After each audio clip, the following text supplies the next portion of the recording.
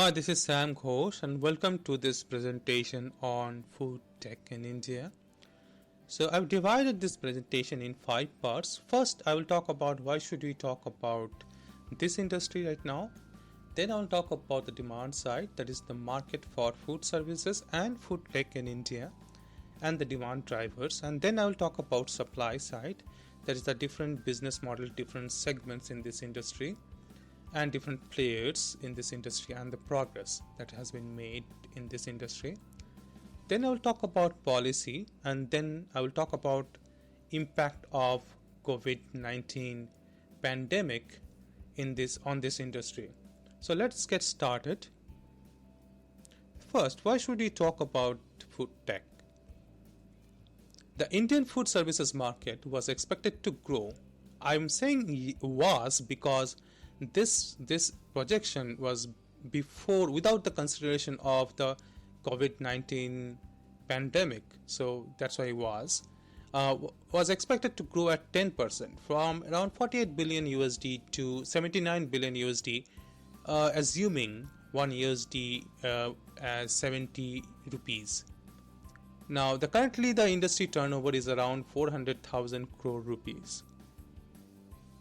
Another factor is the COVID-19 pandemic may structurally change the industry because it is changing the consumer preferences in the short term, but the preferences may actually change in the long term, and we'll talk about this. Now, some food tech companies may face significant hurdles, whereas some may benefit from this shift in the long run. Now, let's talk about the demand side. Let's get started with food services market. The market was at 48 billion USD around, so it is like 337,500 crore in 2017. This was expected to grow at 10%. Now, this market is primarily unorganized. 70% of this market is unorganized. And this represents the roadside, different smaller restaurants, the roadside eateries, and very small places. Now, only 22% are organized standalone. Then 5%, around 5% chain market, and restaurants and hotels is around 3%. Another factor is, although the unorganized market is 70% around, it is the actually slowest growing market, and the other parts are other sections of the market are growing really faster than the unorganized section of this market. Now let's talk about food tech market. The Indian food tech market was expected to grow again because it is not considering the COVID-19 pandemic, was expected to grow at around 25% to 30% average growth rate from USD 3.5 to 4 billion dollars in 2019 to around 7.5 to 8 billion dollars in by 2022. Now, ordering frequency was expected to grow by 18 to 20%, although the average order value was expected to soften by 5 to 10%. The good news is that the digital penetration in this market the food services market is very low in India compared to other countries. Now let's talk about the demand drivers. We'll start with the demand drivers for the first demand drivers for the food services or the overall consumption. So one of the reason is rapid urbanization. India is experiencing rapid urbanization, and by 2030 40% of the population will be living in the urban areas, which is around 600 million people. Another demand driver is rising incomes. India is expected to remain the fastest growing economy until 2050. The per capita income growth means growing affordability. As per McKinsey, roughly 60 million households could enter the consuming class by 2025. Now, with income and per capita GDP, the disposable income is also growing. The per capita gross national disposable income is growing at around 10%. Now we talked about the income. Let's talk about the consumption now.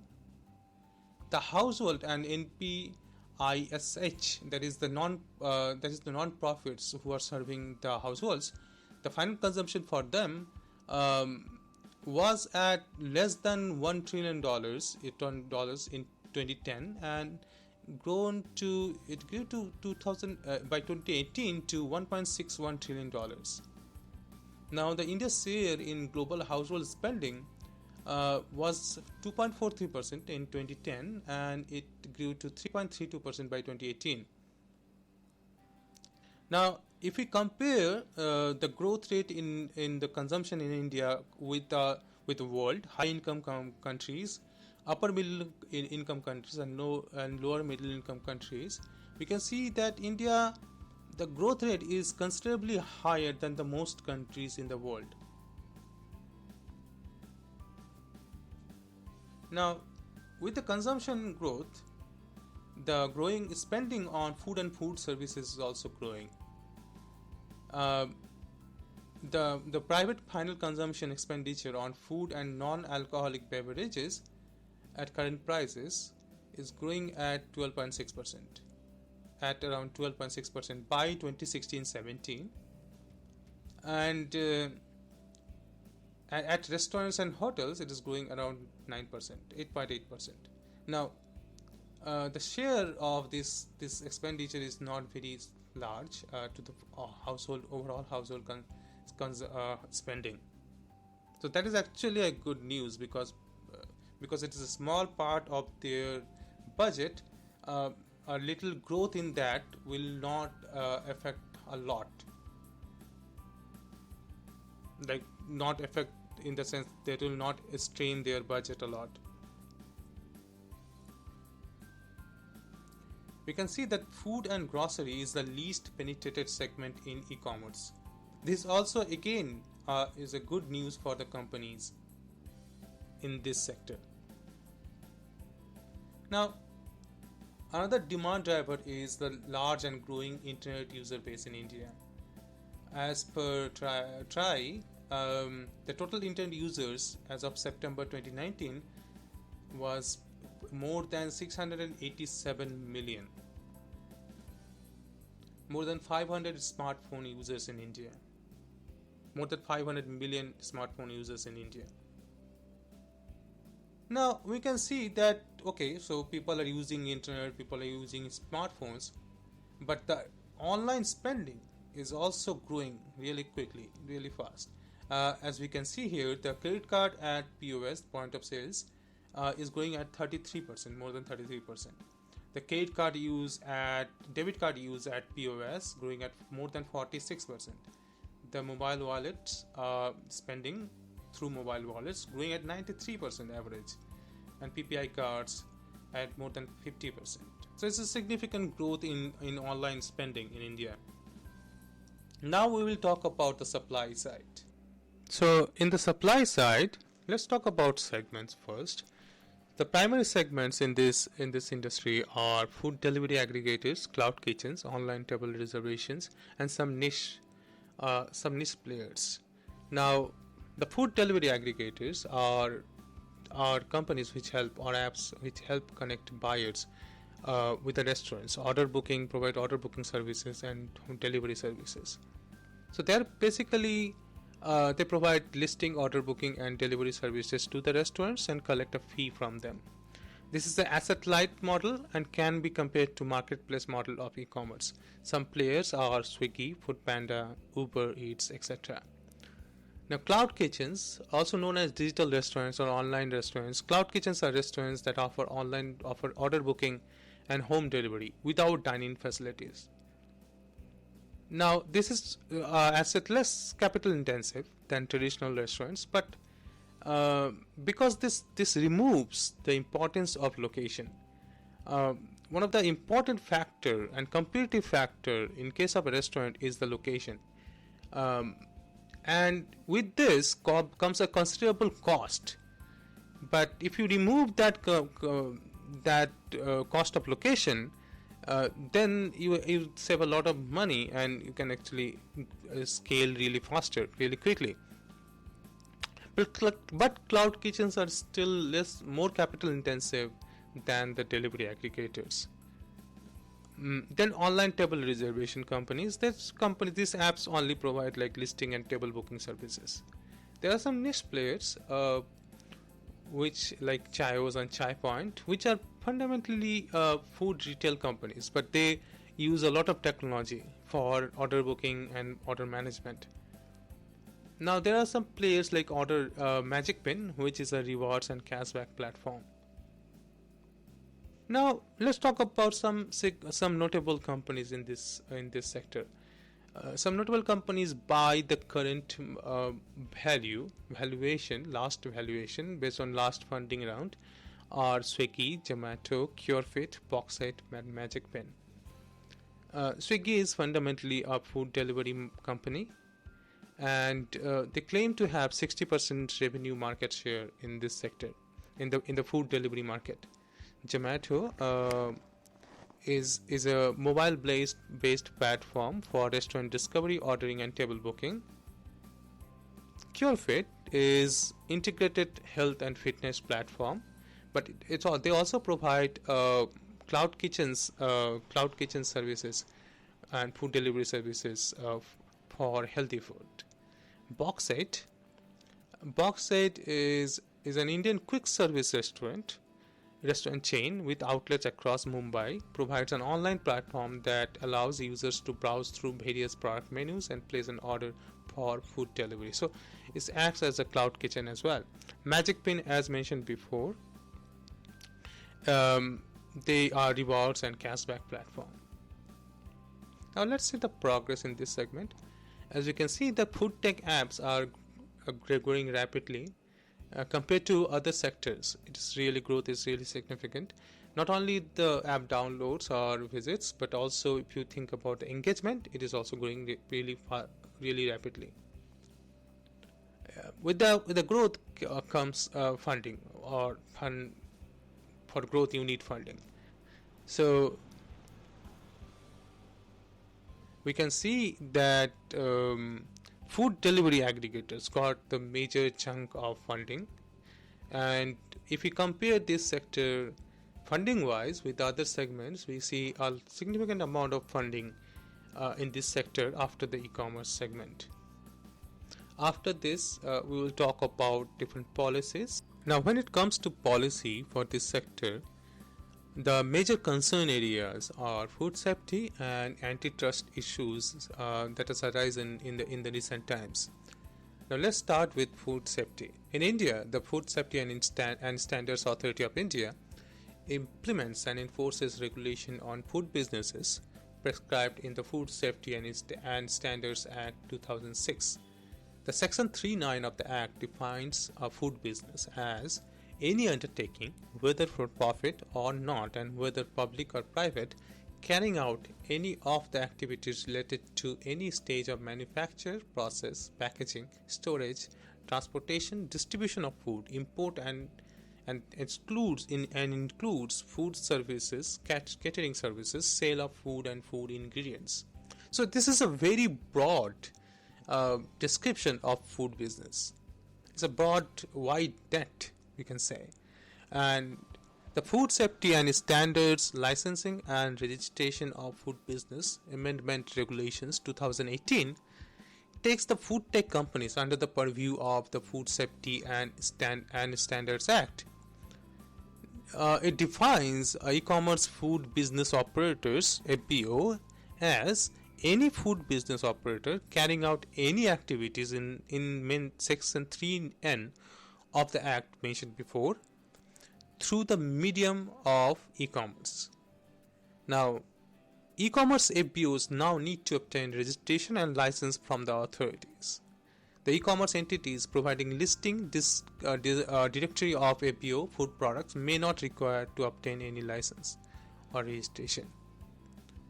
They have the responsibility, that is the e-commerce FBOs now have the responsibility to maintain to make sure that the seller, brand owners, manufacturers are compliant of Food Safety Act And also they have to maintain the quality of the food, authenticity of the presentation, and they also have to ensure the capability of the delivery personnel.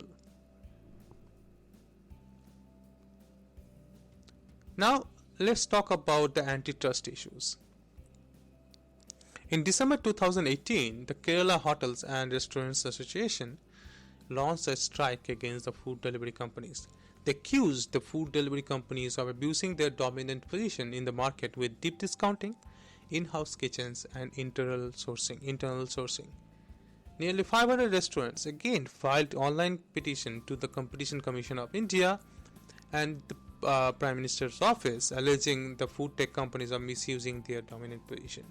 The Department of Promotion of Industry and Internal Trade called Swiggy, Zomato, Foodpanda, and Uber Eats for a meeting. CCI called the National Restaurant Association of India (NRAI) to seek recommendation on e-commerce policy. After that, CCI started a study and submitted the findings in January 2020. Now, this report finds very problem areas relating to platform neutrality, platform to business contract terms, platform parity clauses, and exclusive agreements, deep discounts, etc. As we can see here. After this, we will talk about the impact of COVID-19 on this sector.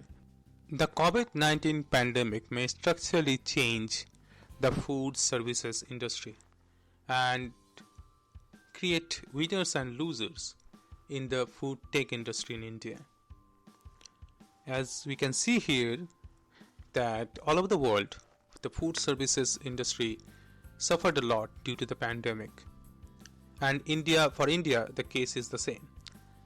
The president of National Restaurant Association of India says that the sector is fighting a grim battle for its survival.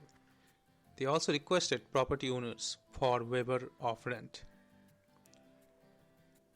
For the food tech industry, by 26th March, the delivery companies experienced 60% drop in their order volumes. They also face supply side issues. Many high demand restaurants are closed and many workers are unwilling to step out. Also, the confusion about the essentiality of the delivery services with the authorities created problems for them. Delivery companies also started offering contactless delivery. In the long term, the food services industry may structurally change. A Nielsen study across 74 markets indicates that the consumer in mainland China, Hong Kong, South Korea, Malaysia, and Vietnam are rethinking and reprioritizing eating at home. A shift away from out-of-home dining to at-home food delivery, takeaways, and cooking is seen. Health and hygiene likely to become priority. For India, there is another supply side issue. India witnessed an exodus of migrant workers from urban to rural India.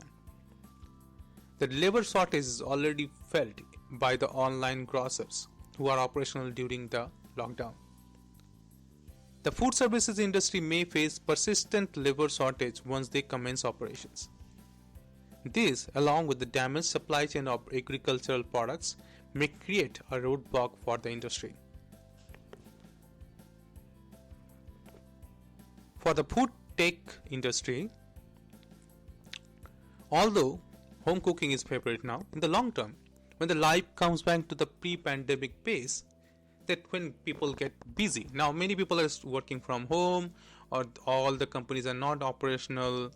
So and also it will be the reality for probably 6 months from now. After that, when people really get busy and they do not have time to cook at home, there can be a long-term shift, not cooking at home but dining at home. So basically dining out, people will actually prefer home delivery than dining out.